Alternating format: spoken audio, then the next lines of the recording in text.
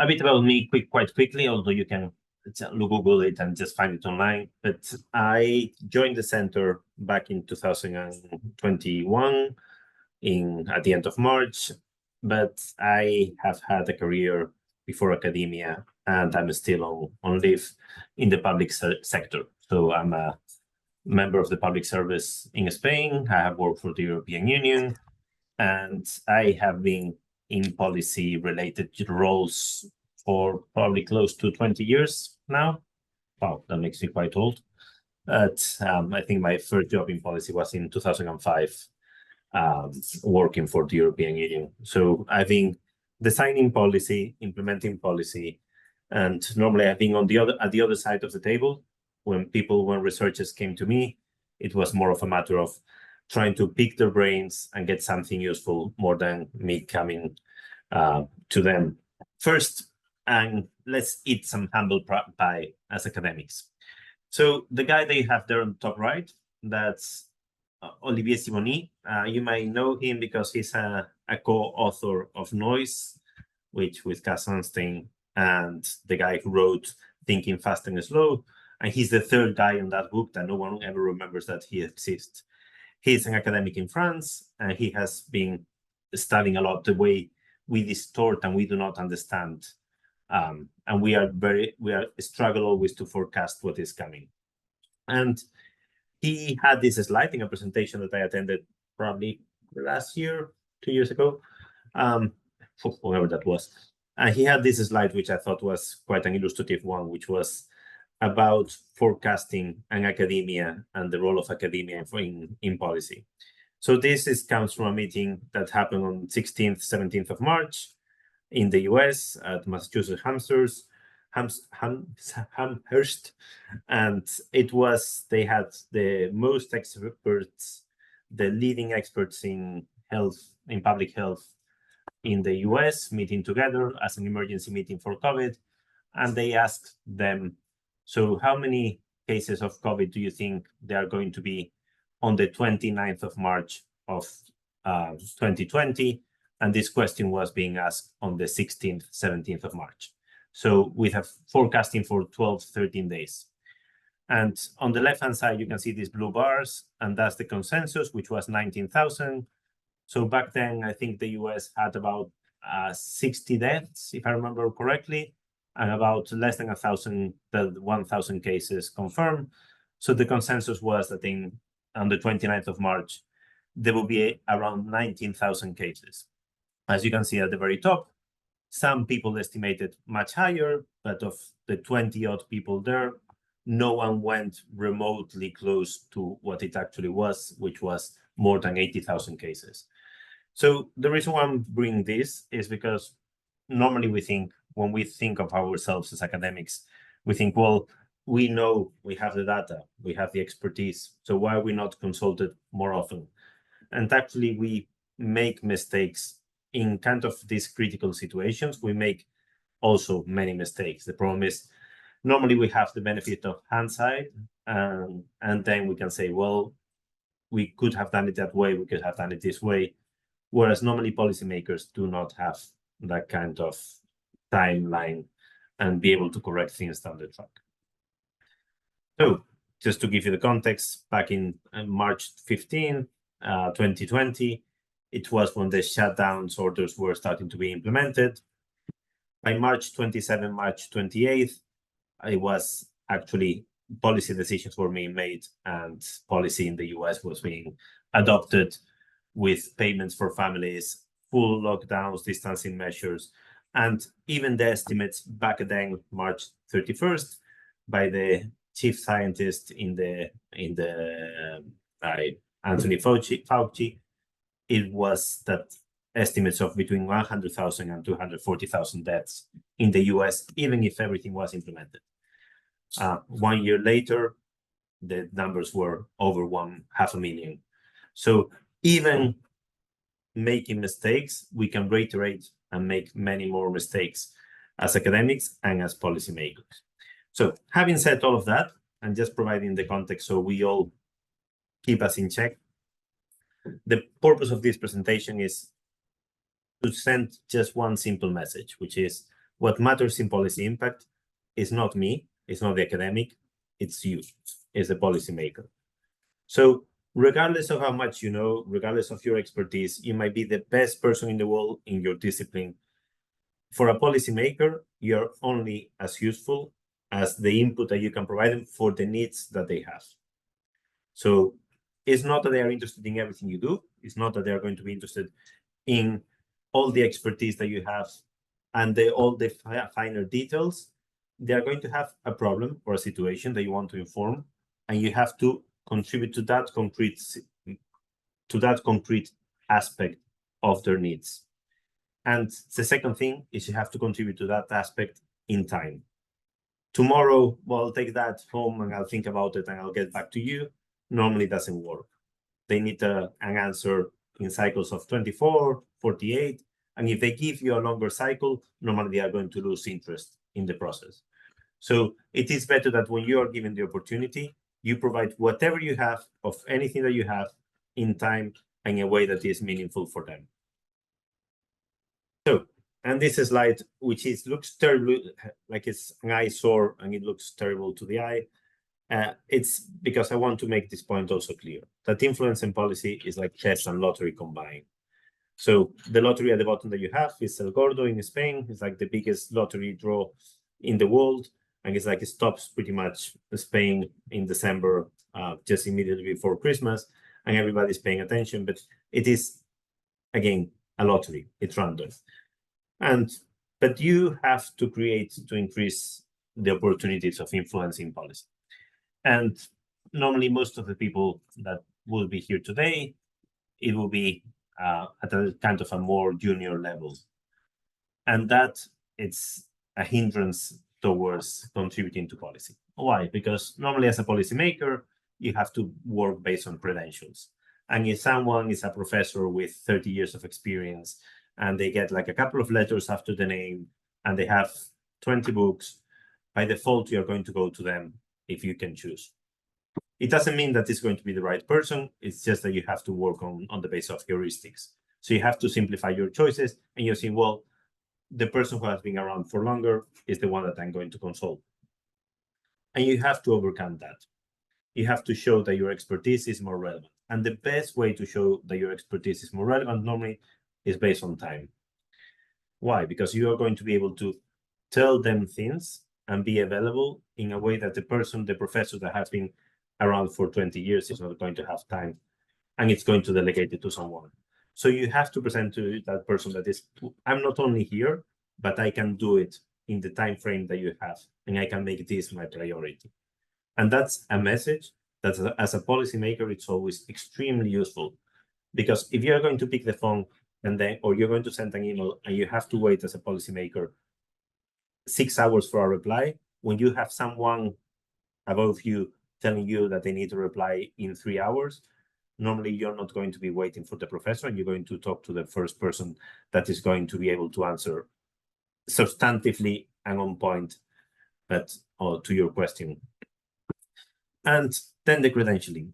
To never be afraid about boasting about how smart you are and all the things that you have. And I'm saying this, I know it's quite difficult also in many occasions to say, I'm great, but that is important because, again, policymakers work on the basis of simplifying their lives. If your expertise meets to some extent what they need, and you can show that that expertise is relevant, that is everything that they need.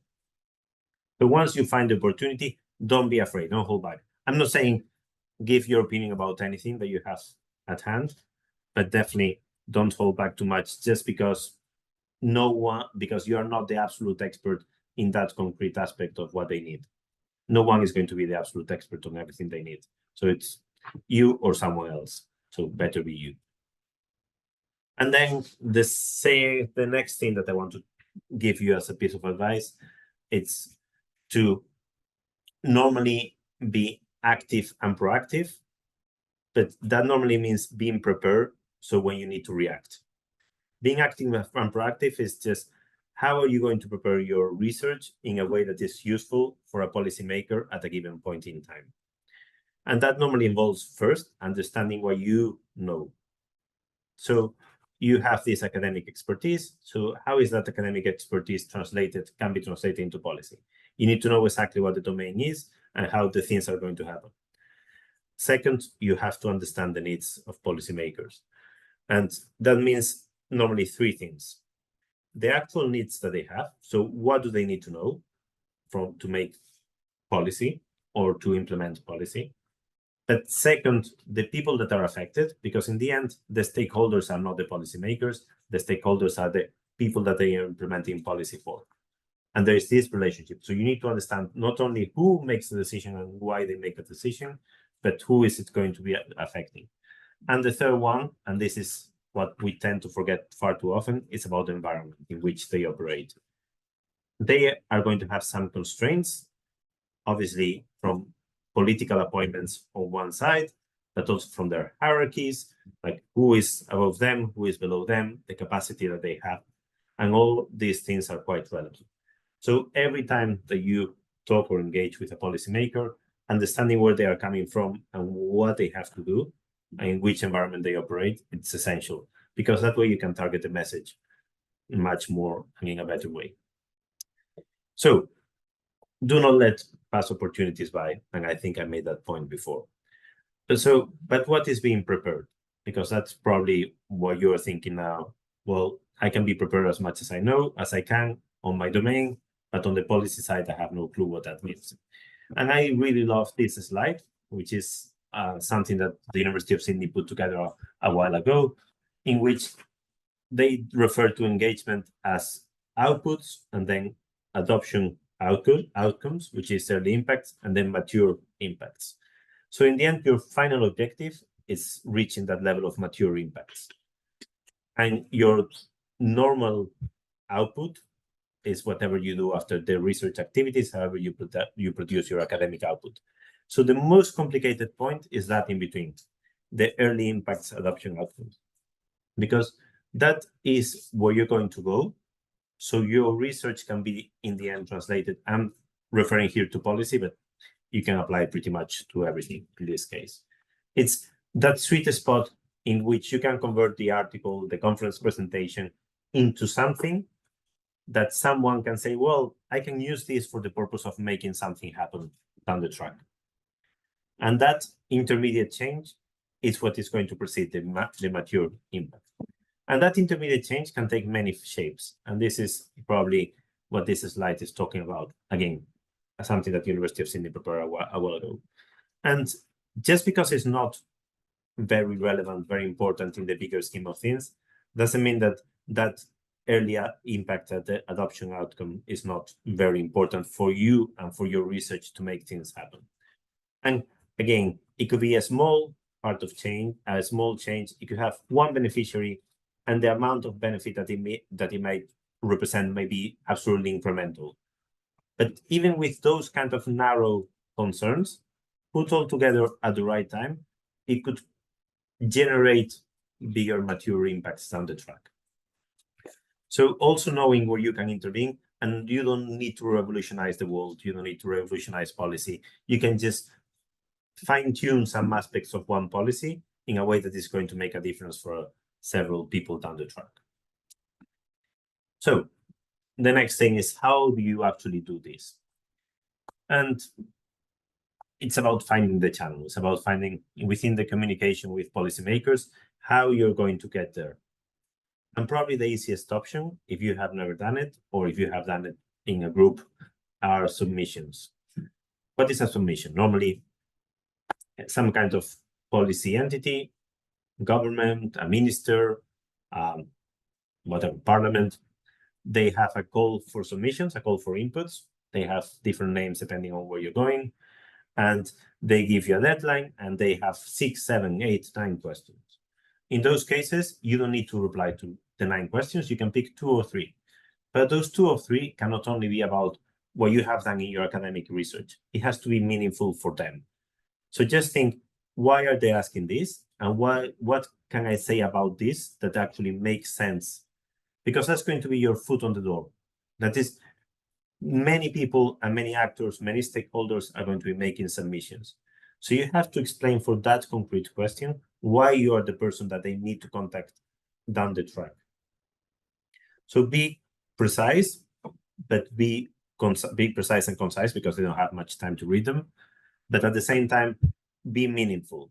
Like, why you, and why that thing that you have been researching on, it's relevant for what they want to do down the track. And the second way of doing it is just participating in meetings, any meetings with policymakers. And this is about kissing frogs. So you don't know which one is going to be the princess or the prince on the track. So you can start kissing frogs from today. Introduce yourself, have a pitch about what you do, and just tell them. Because at some point, you're going to find the gatekeeper of policymaking. And the gatekeeper of policymaking, it's someone who filters, who is meeting all these people, and then is sitting at a meeting, normally someone of mid-rank, and is going to say, oh, yes, I met in this conference at some point. I met a person that works on this, and I have the card, or I have the reference or the email. So you talk to the people, you pitch what you can do, you explain it in terms that they can understand it and make it relevant for their work. So you attend a conference, you attend a workshop, you meet with them, and you plant the idea. And normally you follow up with an email afterwards, just to have it. So when they start looking for you and your name, and they don't remember your name, but they remember your university or the kind of area that the work that you do, you give as many as key terms in that follow-up email as you can possibly put. And you might spend kissing frogs 2 years or 3 years and not getting a prince, but it might actually happen. And for example, when I was working at the Ministry of Foreign Affairs, I met someone randomly once whose expertise was in piracy. And I thought, well, to be honest, I cannot care less about piracy at this stage. And at some point down the track, I was working on Horn of Africa affairs, and then all of a sudden boats started being hijacked in the Horn of Africa. And I had that person with expertise in piracy, so I picked the phone and I said, can you come to the minister and just give us some ideas about what you have been researching? And that's how things started. So sometimes conversations and pitches don't mean that things are going to happen, but definitely if you do not do it, people are not going to start Googling and find you, especially because you're not going to be at the top of the normal Googling that they are going to do. So that is kind of like the random looking for things, but you can have more targeted policy impact. And this is when you know exactly what your research is, you know exactly where it fits within policy needs. And what you have to do, it's just find a way to convert what you are doing and that policy need and get there. So the first one is randomly, just contribute. This one is, well, I want to get there. I want to influence this concrete policy, and I know what is happening. And normally it involves understanding, again, the decision-making process. Who are the people that are going to be making the decision? In which time frame are they going to be making that decision? And how are they going to be making it? And that involves some kind of minor initial research. But after that, it's about getting from you to the point of the policy-making entity, who you want to influence. And normally policy labs have designed this kind of methodology, which they call power maps based on advocacy groups, and they are excellent. So this is the way they are meant to look. You have normally 2 axes, and you have your target, and you can find the links to get there, and the places where you can contribute, the things that you can highlight, and normally they look very, very nice. And the connections that will get you there are not necessarily the straightforward ones. In this one, for example, the church, a religious connection about churches there. This is a very US type model. But the whole point is that you can identify where you are with the target and the number of steps to get you there. So this is the way they're meant to look. This is the way they actually tend to look. So normally it gets quite chaotic, and there's not a linear thing, and nothing is very neat, but you can keep mapping that connection in different steps. And the nice thing about it is you can build across, when you're trying to get there, your expertise is going to build. It's going to be cumulative. So every conversation that you have on the way is going to give you a bit of insight about what are the concerns of this group of people. Like this person between me and the policymaker how are they influencing the policymaker as well? What are their needs? How can I use my own expertise into their needs, so when they influence the policymaker, they also refer to what I'm doing? So again, I'm talking about one policymaker if it's one individual entity. Normally it's not, but the whole point is that you can identify those kind of steps. And let me just finish this with one example, which is sometimes academic research is great, and we think that it's going to be useful, and sometimes it backfires, and we need to change our minds in the process. This is a capricho from a Spanish painter Goya, who early 19th century did this kind of sketches, and this one is the sleep of reason produces monsters, which could be understood in two ways, which is if you are sleeping, if your reason is not in place, you can get monsters. But the way I like it to be interpreted is sometimes our academic research can also produce monsters. And the example I have, as I had it in the presentation, it's about anti-corruption, because it's one thing that I know quite well, and it happened directly with people that I was working with at some point. And if in anti-corruption, which I know looks very detached from us, but in this case, it's not that detached, because it's about asset declaration. So normally putting things online and asset declarations that you can just process it from about different people, about the different positions they are. So a political appointment, the moment before they take the political appointment, they need to tell someone, normally, how many assets they have and where they are and what they are made of, so money or property or whatever it is, or investments. So the whole point is like people can control their wealth, and they can identify possible conflicts of interest. So in that sense, most of the research says that if we have asset declarations which are public, that mitigates the chances of corruption. And that's kind of consolidated research, and everybody agrees on that. But I have one example from Sierra Leone, which is a country in West Africa. And in this, I was posted at some point at the embassy there in Ghana, but I was covering as well, because we didn't have an embassy in Sierra Leone. I was covering Sierra Leone in Freetown, which is probably, in terms of a hard place to live, it's one of the hardest places in sub-Saharan Africa to live. This is how it looks. And the interesting thing is that what I was telling you before, that normally what you assume in academia, you are at the same time making things complicated, but at the same thing simplifying environments. So normally when you talk that many countries have some form of asset declaration, there is wide variation on what is disclosed, but in Sierra Leone, are confidential. They have to declare it, but they are confidential. So that means that NGOs or the general audience or the media, newspapers, TVs, they don't know about the assets that a public political appointment has. And that means that they can not do this kind of disclosure that normally would be useful in other countries to identify corruption or cases of conflicts of interest. And this guy, who is the current commissioner, the anti-corruption commissioner in Sierra Leone, I don't know if he's current, actually, I haven't checked today, and these appointments change a lot.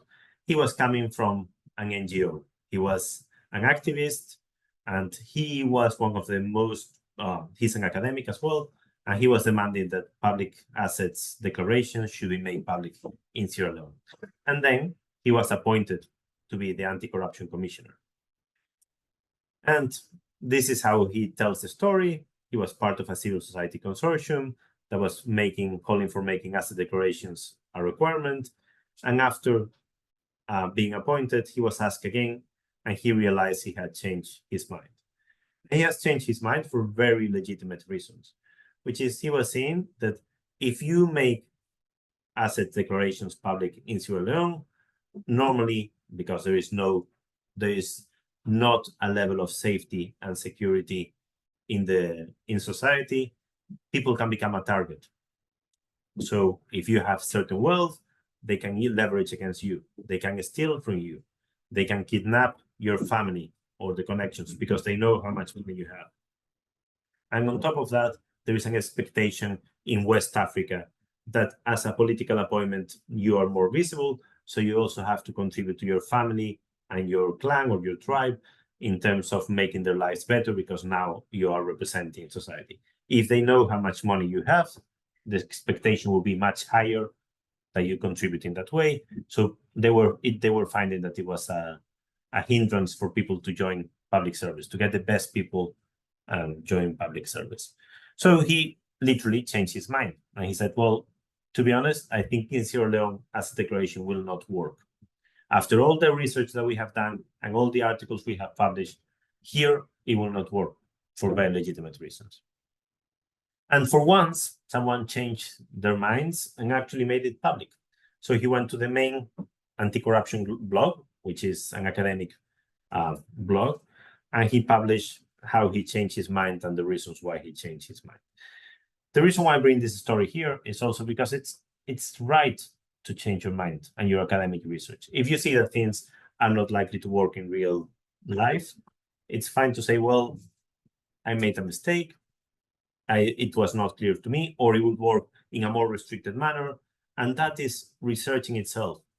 And that is very valuable. And also that would increase your credentials if you want to influence policy, because you can adapt and you can acknowledge that the situations are different. Same here, for example, in Australia, with the way regulation works. The guy who is the kind of the father of regulatory work in Australia, the moment he was appointed to the ATO, to the tax office, he realized like most of his theory was not working once he had to implement it. So again, another one who changed his mind and said, well, this is how I think, how I thought things work. In practice, it seems that my legal theory doesn't work great. So this is how I'm reinterpreting what I was writing before. And let me just give you, to finish, one tiny example, which is the research on climbing walls, which is something that actually has techniques and two different contexts in which it would apply. On the left-hand side is the bordering between the Mexico and the US. On the right-hand side is the assault to Capitol after on 6th of January, before the Biden presidency. So research may also be the same and may be equally relevant, but where you have to apply it is very, very different. So be ready to also look around, see what the circumstances are, and use it to your advantage. And I will leave it there, just give enough time for questions, and I hope I didn't bore you too much with my stories.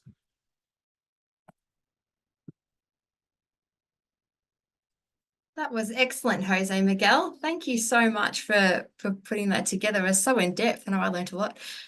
Does anyone have questions for Jose-Miguel? You can feel free to put your camera on and ask direct, or you can pop it in the chat. Totally up to you. And for any questions or even maybe experiences that you've had potentially as well. If not, I can tell you more stories. Yeah. Anyone want to jump in? Otherwise, Jose-Miguel, we might hear some more stories if that's okay. Go for it. Tell one more, and then people might pick up the courage to ask. Okay. So, right in the last round of policy input that I have provided was in Parliament, to the New South Wales Parliament. And it was, I think Will was there. Will, who is doing his PhD here at Sydney, was there. And I could tell that we were talking about transparency and the requirement of transparency. And I could tell that most of the people in that committee, who are the policymakers for New South Wales, is the people that actually draft laws and pass laws in New South Wales, were not very sure what we were talking about. And they even referred to a couple of things that, well, it sounded quite confusing. So to simplify transparency, I had to refer to a dog at the airport. So what is transparency in an ADM system? Was that, well, in the end, what you're requiring in the use of transparency, if you require transparency in the public sector, it is like requiring transparency from a dog at the airport. Why is the dog barking? Why is it telling you that something is wrong. Do you want to understand why the dog barks? If you are arriving at Sydney Airport and you bring in some kind of substance with you that is problematic, do you want to understand why the dog barks, or do you want to understand how reliable the dog is? If you want to understand why the dog barks, do you want to understand at the level of the brain? Do you want to dissect every single connection about what is it smelling, how it is reacting, how it has been trained? Or do you just want to know if the dog is barking because there is a hint that that you may be carrying some substance, and then it is up to the human to follow up from there? And I think that kind of analogy made them understand what I was talking about when I was referring to transparency. So sometimes you need to also simplify things to things that they have experienced themselves. And it's not about dumbing things down. It's about providing examples that they can relate to and that they can interpret. Because policymakers, there are some that are absolute experts in their domain. And for example, at the European Commission, the guy who actually wrote literally the book on insurance had a position at the European Commission. So the leading academic in theory of insurance, he was a policymaker. So you're not going to tell them something that, unlikely to tell them something that he didn't know. But you can contextualize it in a way that is meaningful for them. And the interesting thing, the turn of events, the interesting twist of the story about Parliament and the dog was that the guy who was chairing the committee that day, he was from the legalized marijuana party. And so the moment I was telling the story, I was thinking, well, you might be thinking that we shouldn't have a dog in the first place, and here I'm telling you about transparency, about a dog barking for you carrying some kind of illegal substance. Anyway, Jackie. Okay, yeah, hello, hi, and thank you for that really interesting presentation so far, at least. I just wanted to ask you how you handle the churn, the turnover in personnel in government offices and departments and ministries and so on, because that's actually a real problem. We've been facing something that I've been doing for about the last 3 years, when sometimes there are long gaps in activity because they don't have capacity to deal with it. And then when we come back to them for the next meeting, 2/3 of the people we've never seen before, and we have to start from scratch again.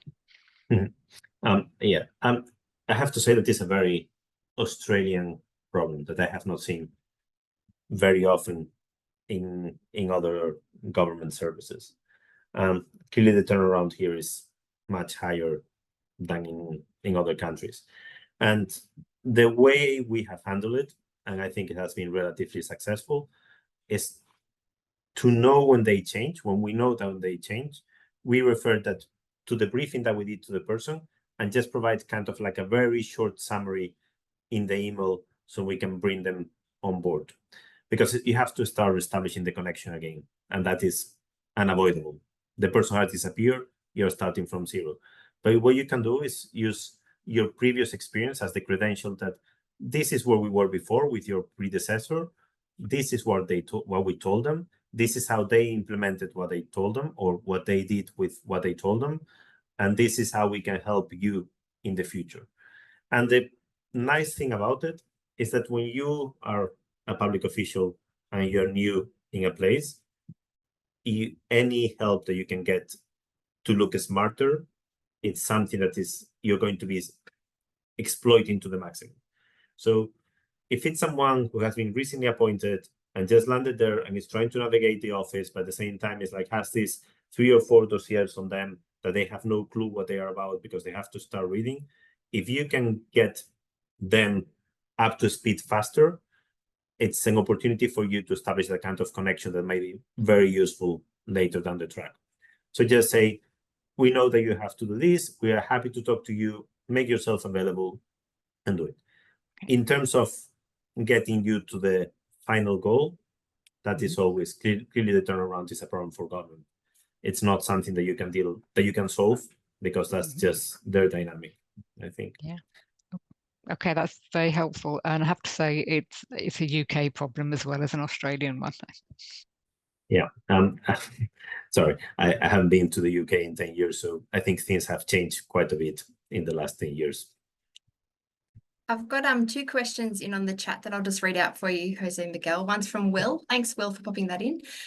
Loosely related to the dog example, do you have any general tips for preparing written submissions, for example, for a parliamentary inquiry? I've been thinking some of the things that give our work credibility in one context, detailed citations, refined analysis, etc., might render it dull or overwhelming in others, right? Any thoughts, anecdotes, principles of how to strike the balance would be helpful. Okay.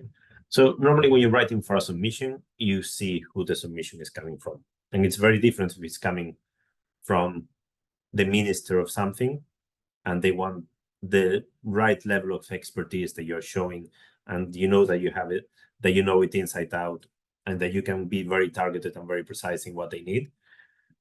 But most often it's going to come from something that they have 6 questions that you think, well, this is all over the place. They're asking things because they want to have background and they just want to meet people down the track.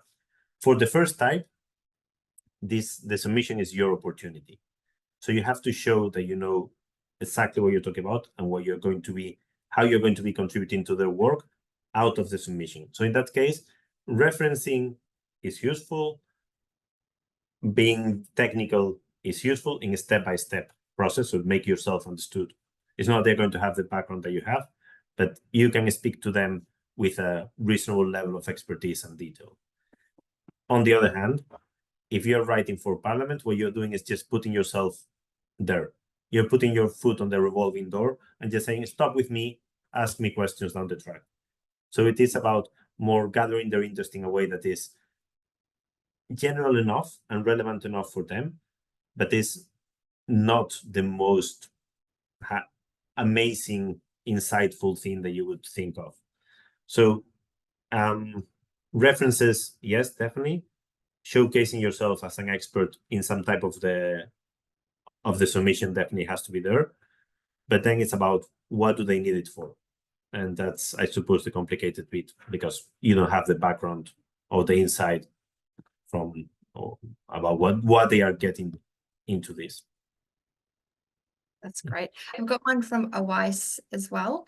Do you have any advice on navigating the different agendas of different policy-making stakeholders? Sometimes we as researchers take steps, adopt strategies that might not be made explicit anywhere or are done off the record, for example, drawing on tacit knowledge or previous experiences that don't make it into publications or reports. Any comments on this? Thanks, Awais. So, you know how public this is. This morning I was talking to we have been kind of hired to do something on education and AI at the federal level. And it was very interesting because as part of the conversation, they told us that they have written a report for the OECD, the organization in Paris, as Australian government that is not on the public record. So sometimes it's not even implicit, but it's just that there is no way that you as an outsider can know what's going on in there. So in that sense, I cannot stress enough how important it is to have, like, to build personal relations. And that means that you're going to be able to talk to people and have a bit of background in where they are coming from, what they want to do. And that is where probably things can start. That's my point about kissing many frogs, is because a bit of knowledge here, a bit of knowledge there will give you enough context to build it yourself. If you want to know what they want, you have to know also who are the people around them and what they want, because that's going to influence them. I know this is not an easy answer for this, because it's not that you're going to be able to access that information, which is in writing and it's in an email from one person to another. But talk to people.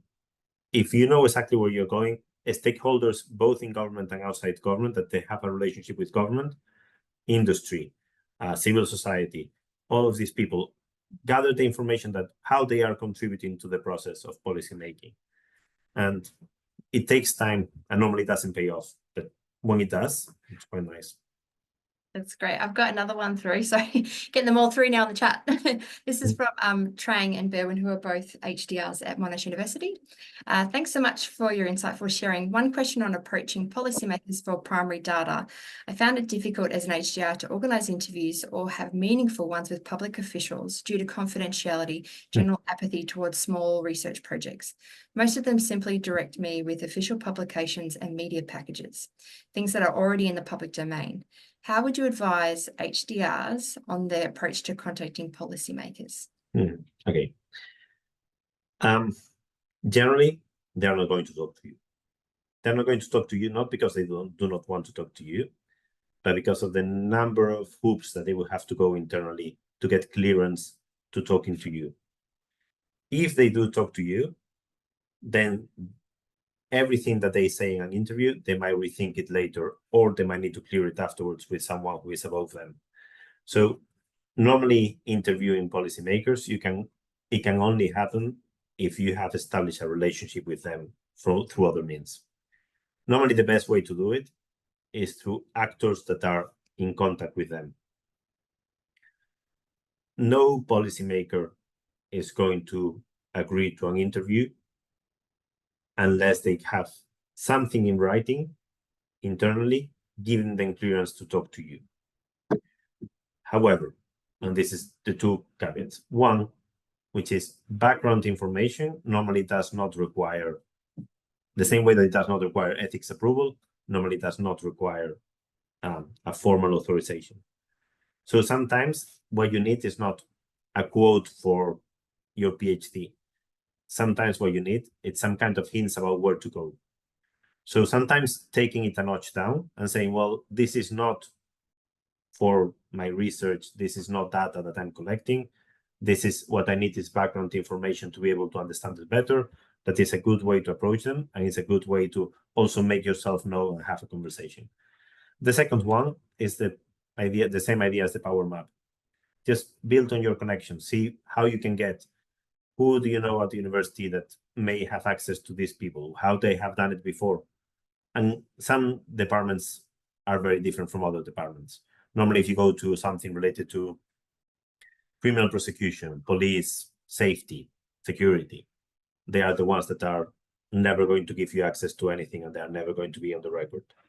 Some others that have an inclination towards openness are more likely that their people above them are going to be okay with talking to you and giving you things on the record. And definitely be extremely restricted in what you ask for. Like, they'll try to request the bare minimum of what you need, because if you try to go above, it's very easy for someone to say no. So if you can have enough with, I don't know, 15 minutes on an explanation of a paper that they have published already, and just try to get the background information on that. So it's something that is in the public domain, you're just trying to expand it, that you might be lucky, because there might be, well, it's not something that is unknown. It's great advice. Does anyone else have any questions that they want to chime up with in the last few minutes? Everyone's kind of jumping on saying thank you so much for your excellent presentation and giving them the time and expertise, Jose-Miguel. I just want to shout out as well, if there's any other kind of training that folks would like in the policy process, please just let me know, because this is just one of many steps that's part of it, isn't it? So I might say, Jose, are you happy for folks to get in contact with you if they have further questions? I was going to say that. So if there are no questions now, but at some point, I might have some in confidence, want some advice, that might be helpful as well. Exactly. Because in the end, policymaking is, for each person, is quite different, depending on the needs. So for the ones that I know, and again, I'm not beyond New South Wales and federal government, there's very little. I mean, international level, definitely yes. Anyone who wants some kind of advice on approaching international policymakers, definitely, I will be extremely comfortable. At the federal level, yes, and the New South Wales level, definitely. But for other states, I have no clue beyond the general things I told you about. But in the end, policymakers are very similar in different places. They are not, they are all cut by a certain pattern. So it is quite easy to extrapolate from one to another. So if you want to just run something by me and just get my 2 cents on it, I'll be happy to, definitely.